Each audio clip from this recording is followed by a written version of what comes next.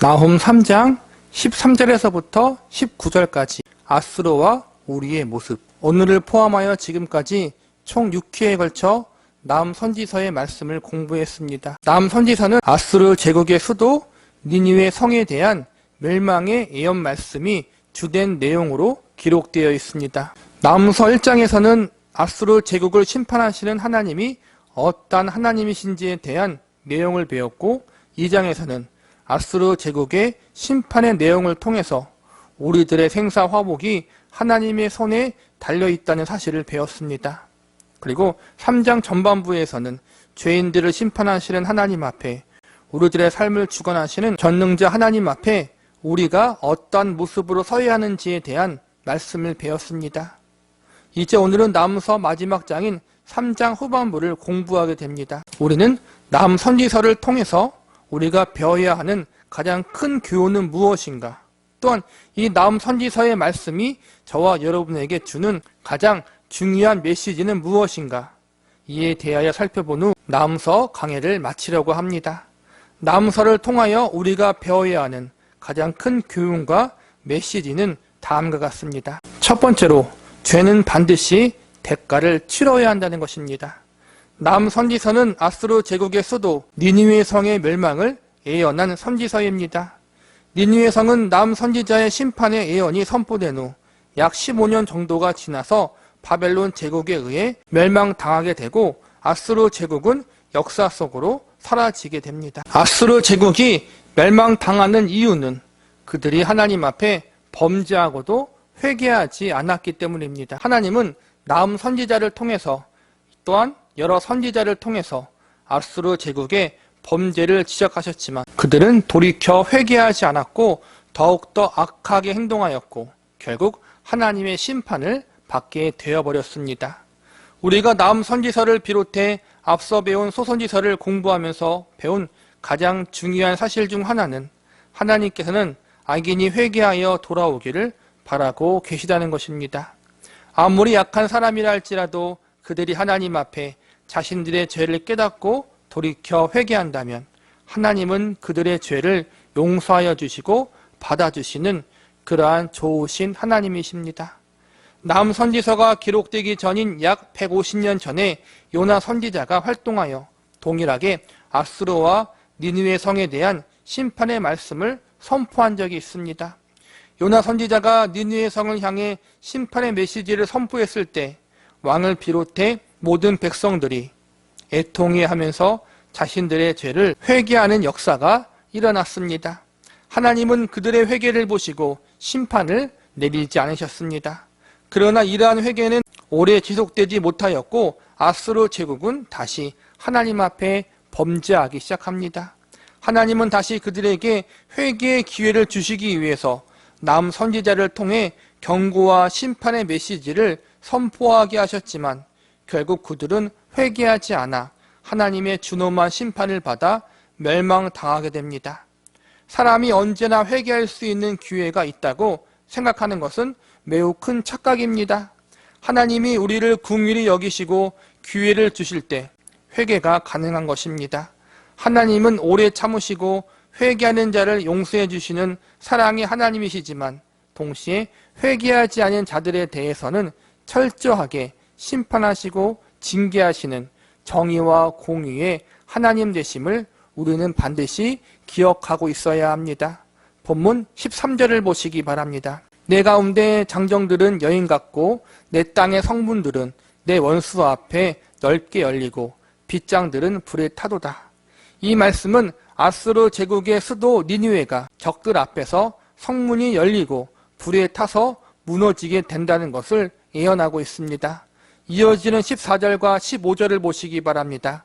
너는 물을 길어 에워싸일 것을 대비하여 너의 산성들을 견고하게 하며 진흙에 들어가서 흙을 밟아 벽돌 가마를 수리하라. 거기서 불이 너를 삼키며 칼이 너를 베기를 느치가 먹는 것 같이 하리라. 내가 느치같이 스스로 많게 할지어다. 내가 메뚜기같이 스스로 많게 할지어다. 14절에서는 적들이 쳐들어올 것을 철저하게 대비하라는 말씀이 나옵니다. 그런데 15절에 보니까 너희가 아무리 철저하게 준비하더라도 결국은 적들의 침략에 의해서 멸망당하게 될 것이라는 말씀이 기록되어 있습니다. 이 말씀은 아무리 너희들이 준비를 잘하고 모든 인간적인 수단과 방법을 동원해도 하나님이 내리신 심판과 징계는 막을 수 없다는 것을 알려주는 것입니다. 하나님의 오래 참으심과 돌이킬 수 있는 수많은 기회를 주셨음에도 불구하고 회개를 거부한 아수르 제국에게 하나님은 반드시 심판을 내리시겠다는 하나님의 강한 의지가 기록되어 있는 것입니다.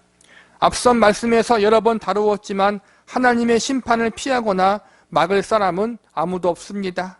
태풍이나 지진 같은 자연재해에서 살아남기 위해서 건물을 아주 튼튼하게 짓는 사람들이 있습니다. 핵정쟁 같은 재해를 피하기 위해서 땅속 깊은 곳에 대피소를 짓는 사람들도 있습니다. 그러나 이 모든 것들도 하나님의 심판으로부터 우리를 보호하거나 지켜줄 수 없습니다. 이런저런 이유를 다 떠나서 우리가 죽음을 피할 수 있습니까? 하나님이 죄인들에게 내리는 최후의 심판 중 하나는 바로 죽음입니다. 그런데 단순히 육적인 죽음만 있는 것이 아니라 육적인 죽음 이후에 우리는 또 다른 죽음을 맞이해야 합니다. 그것은 바로 내 영혼의 심판, 두 번째 죽음에 대한 것입니다. 육신이 죽으면 우리는 하나님의 심판대 앞에 서서 우리의 행한 대로 하나님의 심판을 받아야 합니다. 이 땅에서는 육신의 죽음으로 인한 심판을, 저 세상에서는 우리의 영혼의 심판을 받게 되는 두 번째 죽음에 대한 심판이 기다리고 있습니다. 우리는 이 두 가지를 피할 수 없습니다. 하나님께 돌아오지 않는 사람들, 회개하지 않는 사람들은 이 두 가지 심판에서 하나님의 은혜와 긍휼을 전혀 받지 못하게 될 것입니다. 회개한 자들에게는 육신의 죽음이 곧 안식이요 천국으로 가는 은혜의 길이 되겠지만, 회개를 거부한 자들에게는 육신의 죽음이 곧 영원한 지옥불에 들어가는 고통의 시간이 될 것입니다. 이것이 죄인들이 당해야 하는 하나님의 준엄한 심판입니다. 나무서를 통해서 우리가 배워야 하는 가장 큰 교훈과 메시지는 두 번째로 우리가 바로 그 죄의 대가를 치러야 할 죄인이라는 사실입니다. 남선지서가 아수르 제국을 향한 하나님의 심판을 기록한 말씀이라고 배웠습니다. 아수르의 범죄로 인하여 또한 이 범죄함을 회개하지 아니한 그들의 모습 때문에 하나님은 그들을 반드시 심판하시겠다라고 선언하십니다. 본문 16절과 17절을 보시기 바랍니다. 내가 내 상인을 하늘의 별보다 많게 하였으나 느치가 날개로 펴서 날아감과 같고 내 방백은 메뚜기와 같고 너의 장소들은 큰 메뚜기 떼가 추운 날에 울타리에 깃들였다가 해가 뜨면 날아감과 같으니 그 있는 곳을 알 수 없도다. 아수르 제국이 번영케 된 것들은 그들이 잘나서가 아니라 하나님의 주권과 섭리에 의해서였습니다. 그런데 하나님이 이렇게 번영케 해주신 것을 감사하지 못하고 교만했기 때문에 하나님은 그들을 메뚜기 떼와 같이 날려버리신다라고 말씀하십니다. 아무리 많은 것을 가지고 있어도 하나님이 하나님의 때에 모두 없애버리시겠다는 것입니다. 아수르 제국의 가장 큰 자랑은 그들이 가진 넓은 영토와 강한 군사력과 풍요로운 물질이었습니다. 그리고 그 당시 가장 발달한 문명을 자랑했던 위대한 그들의 도시 니느웨 성이 그들의 자랑이었습니다. 이것들이 아수르 제국 사람들에게 가진 가장 큰 자부심이었습니다. 그런데 하나님은 이 모든 것들을 다 날려버리시겠다라고 경고하십니다. 모두 다 흔적도 없이 무너뜨리겠다라고 말씀하십니다. 우리도 종종 이러한 범죄의 자리에 빠지기도 합니다. 내가 가진 명예와 권력과 물질들이 나의 자랑이 되기도 하고, 내가 가진 좋은 직업과 잘난 머리와 뛰어난 재능이 나의 자부심이 되기도 합니다. 때로는 나의 배우자가, 나의 자녀들이 나의 자랑이요 나의 자부심이 되기도 합니다. 믿는 사람들도 예외가 아닙니다. 나의 열심, 나의 헌신, 나의 체험이 나의 자랑이요 나의 자부심이 되기도 합니다. 조금씩 그 종류와 형태만 다를 뿐 아무도 여기에서 자유로울 수 없습니다. 하나님은 이러한 우리의 자랑과 자부심을 버리라고 말씀하십니다. 하나님 외에 다른 것이 우리의 자랑이요 자부심이 되어서는 안 된다고 말씀하십니다. 하나님보다 내가 더 믿고 신뢰하고 의지하는 것을 내려놓으라고 말씀하십니다. 우리의 자랑과 자부심만 죄가 아니라 사실 하나님 보시기에 합당하지 않은 모든 것들이 죄입니다. 하나님을 인정하지 않는 사람, 하나님을 우리들의 주인으로 받아들이지 않는 사람, 입술과 머리로는 하나님을 인정하고 주인으로 받아들이지만 정작 삶 속에서 전혀 하나님과 상관없이 살아가는 우리들의 모습이 모두 하나님 앞에 죄라는 것입니다. 사실상 하나님의 완전하신 기준에 미치지 못한 우리의 모든 것이 다 죄라는 사실을 발견할 수 있습니다. 죄인들을 향한 하나님의 심판은 엄중합니다. 이 하나님의 심판 앞에서 아무도 자유로울 수 없습니다. 저와 여러분도 마찬가지입니다. 아수르 제국의 심판에 대한 말씀을 배우면서 이 심판의 내용이 본래는 저와 여러분에게도 해당되는 말씀이었다는 사실을 우리는 반드시 기억해야 합니다. 성경은 우리를 향해서 이렇게 선언하고 있습니다. 모든 사람이 죄를 범하였음에 하나님의 영광에 이르지 못하더니, 전에는 우리도 다 그 가운데에서 우리 육체의 욕심을 따라 지내며 육체와 마음에 원하는 것을 하여 다른 이들과 같이 본질상 진노의 자녀였더니, 여기서 보니까 우리 모두는 하나님 앞에 죄를 범한 죄인이요 본질상 진노의 자녀였다라고 가르치고 있습니다. 다시 말하면 범죄한 아수르 사람들의 모습이 바로 저와 여러분의 모습이라는 것입니다. 나는 달라, 나는 깨끗해, 나는 이 심판에서 예외야 라고 다른 사람 이야기하듯 아무도 그렇게 이야기할 수 없다는 것입니다. 본질상 아수르 제국과 니느웨 성이 받았던 동일한 심판을 우리도 함께 받아 영원히 멸망당해야 하는 존재였던 것입니다. 우리가 이것을 깨닫고 인식하지 않고서는 아무런 희망도 가질 수가 없습니다. 나는 죄인이다. 나는 하나님의 심판을 받아 마땅한 존재이다. 내가 바로 아수르 사람들과 같은 사람이다. 이것을 인정하는 자리에 설 수 있는 저와 여러분이 되시기를 바랍니다. 마지막으로 하나님의 은혜만이 유일한 살 길이라는 사실을 배울 수 있습니다. 본문 18절과 19절을 보시기 바랍니다. 아수르 왕이여, 내 목자가 자고 내 귀족은 누워쉬며 내 백성은 산들에 흩어지나 그들을 모을 사람이 없도다. 내 상처는 고칠 수 없고 내 부상은 중하도다. 내 소식을 듣는 자가 다 너를 보고 손뼉을 치나니 이는 그들이 항상 내게 행패를 당하였음이 아니더니 하시니라. 나무서 마지막 절에 보니까 아수르 왕이 전쟁에서 져서 수치를 당하고 그것을 다른 이들이 보고 좋아한다고 나와 있습니다. 아수르 왕은 자신만 죄를 짓는 것에서 끝나지 않고 온 나라 사람들을 자신과 동일하게 죄인된 자리로 이끈 사람입니다. 그래서 그의 패배와 그의 심판이 다른 이들에게 즐거움이 될 수 있었던 것입니다. 이 아수르 왕의 패배와 수치의 모습이 죄인된 저와 여러분의 패배요 수치라는 사실을 기억해야 합니다. 우리 역시 나와 내 주변 사람들, 심지어 나의 사랑하는 가족들을 죄짓는 자리로 이끈 잘못을 범했습니다. 나만 하나님을 거절하는 자리에 서지 않고 나로 인해서 다른 이들이 하나님을 외면하는 자리에 가도록 악한 영향력을 행사했습니다. 나 때문에 누군가 낙심하고 좌절했다면, 특별히 신앙생활을 함에 있어서 내가 다른 누군가에게 장애물이 되었다면, 나로 인해 누군가가 실족했다면 모두 다 아수르 왕의 자리와 같은 곳에 쓴 것입니다. 하나님은 이런 아수르 왕과 그의 제국을 철저하게 심판하시어 멸망케 하신다라고 선언하십니다. 그리고 하나님 앞에 아수르 왕과 동일한 불순종과 거역의 죄를 지은 저와 여러분을 향해 하나님의 선언 역시도 영원한 멸망의 심판입니다. 이 심판받아 마땅한 우리에게 필요한 것이 무엇입니까? 지금 아수르 사람들에게 제일 필요한 것이 무엇입니까? 그것은 바로 하나님의 은혜입니다. 회개가 무엇입니까? 나는 심판받아 죽어 마땅한 사람이지만 하나님의 긍휼하심에 따라 용서해달라는 은혜를 구하는 것입니다. 제가 잘못됐습니다. 하나님 은혜 내려주셔서 저를 용서해 주십시오. 회개의 초점은 은혜를 구하는 것입니다. 죽어 마땅한 나에게 긍휼과 자비를 내려달라는 것입니다. 하나님의 은혜가 아니면 안 된다는 사실을 인정하고 하나님 앞에 두 손 두 발 들고 항복하는 것이 바로 회개입니다. 과거 요나 선지자 시대의 니느웨 백성들은 하나님을 거역하고 살았던 것을 회개했더니 용서받았습니다. 만약 오늘 심판을 선언하신 하나님 앞에 그들이 다시 회개했다면 하나님은 또다시 그들을 용서해 주셨을 것입니다. 7번씩 70번도 용서해 주시는 하나님이십니다.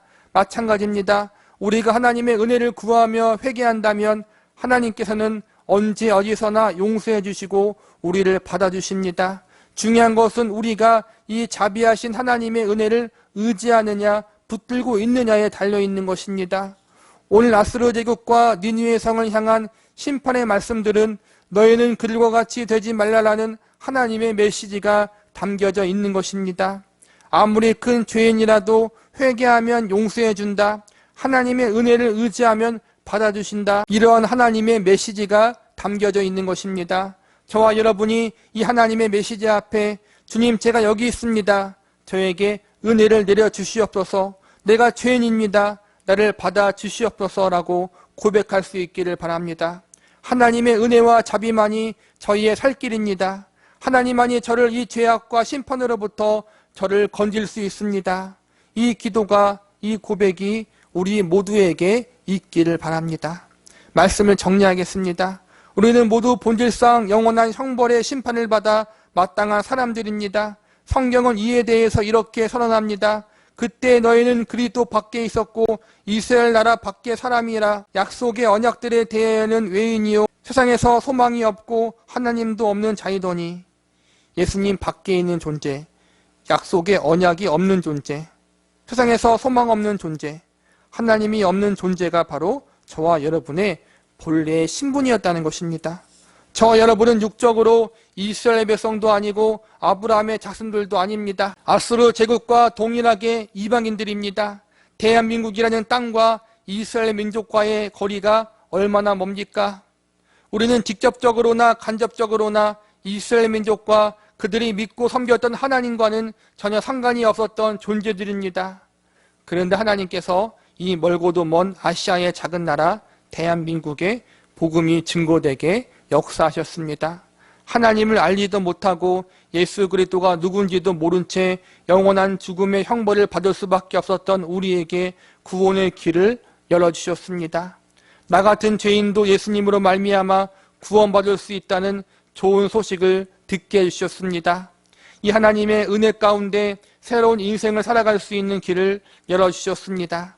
하나님 앞에 수많은 범죄를 저질렀던 아스로 사람들과 같았던 나, 수많은 사람들을 괴롭히고 핍박했던 나, 나를 의지하고 세상을 신뢰했던 나, 아무런 희망과 소망도 없이 살았던 나에게 하나님이 찾아오셔서 나를 만나주셨고 나를 이 자리에까지 이끄셨습니다.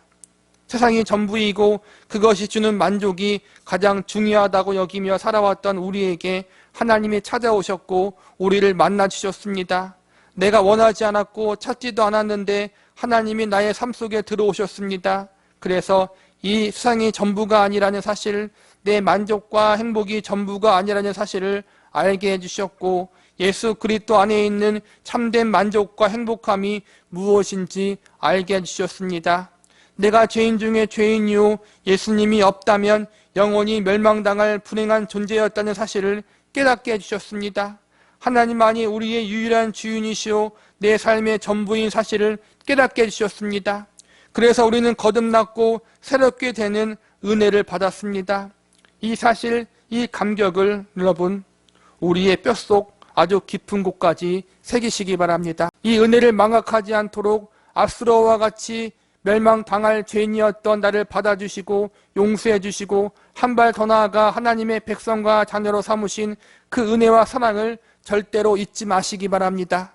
그리고 이제 하나님의 은혜와 사랑을 받은 자로서 단순히 하나님의 은혜로 이 땅에서 잘 먹고 잘 살다가 천국이나 가야지라는 것이 우리의 인생의 목표가 되지 마시기 바랍니다. 하나님이 기뻐하시는 존재, 하나님 보시기 합당한 존재들로 자라나고 성장하기를 소망하시고 기대하시기 바랍니다. 겨우겨우 꾸중함 듣지 않고 혼나지 않고 살아가는 정도로 우리들의 할 일을 다했다. 그것이 우리 신앙과 믿음 생활의 전부라고 생각하지 마시기 바랍니다. 겨우 죄를 최대한 안 짓고 사는 정도로 하나님이 우리에게 베풀어 주신 은혜와 사랑을 낭비하지 마시기 바랍니다.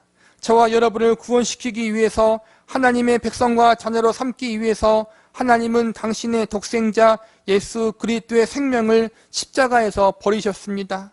죄 적게 짓고 착하게 살자 정도로 우리의 인생의 목표를 삼기에는 하나님이 우리에게 부어주신 사랑과 은혜가 너무 큽니다. 하나님을 위해서 열심히 사는 인생도 중요하지만 이것 역시 우리의 인생의 의미로 삼기에는 예수 그리스도의 생명의 값이 너무나도 큽니다. 하나님은 우리에게 이것들 이상의 것을 원하고 계십니다. 그러면 어떻게 해야 하나님의 은혜와 사랑에 합당한 인생의 목표와 예수 그리스도의 생명의 값에 합당한 인생의 의미를 찾고 만족할 수 있는 것입니까? 그것은 바로 저와 여러분이 하나님을 바르게 알아가고 그 하나님을 닮아가는 자리에 서는 것입니다. 우리는 이것을 성화라고 부릅니다. 하나님은 우리가 우리의 주님이신 예수님을 온전히 닮아가는 자리에 이르기를 원하십니다. 그것이 하나님의 은혜와 사랑에 대한 합당한 가치입니다. 예수님의 생명의 값에 합당한 값입니다. 에베소서 4장 13절과 14절의 말씀을 읽어드리고 말씀을 끝마치도록 하겠습니다.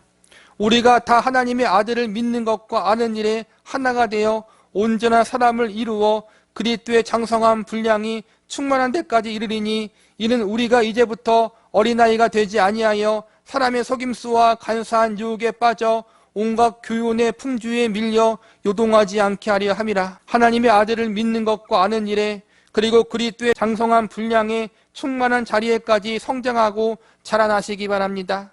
이것이 큰 죄인이었던 우리들, 아수르 사람들과 본질상 동일했던 우리들을 구원하시고 당신의 백성과 자녀로 삼으신 하나님의 뜻입니다. 이러한 하나님의 뜻이 우리들의 남은 인생 속에서 이루어지기를 바라며 이것이 저와 여러분 남은 삶의 가장 큰 소원이자 기도 제목이 되기를 간절히 소망하고 기도합니다.